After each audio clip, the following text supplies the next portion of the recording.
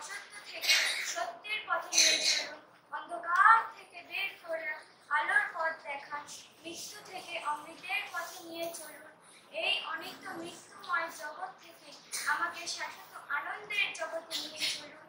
আপনার করুণা দৃষ্টিতে আমার অন্তর আত্মা সত্যের আলোকে উদ্ভাসিত হয়ে উঠুক। আমাকে জন্ম মৃত্যুর চক্র থেকে উদ্ধার করুন এবং পুনর্জন্মের মূল যে কামনা বাসনা তার বিনাশ করুন। আমার শান্তির পথ দেখান। ধন্যবাদ। এডরিনা বোলদে, দীক্ষিতা বোলদে, অনুষ্কা নাথ, সমৃদ্ধি রয় ও নিবেদিতা ম্যামকে অনুরোধ করতে চাই।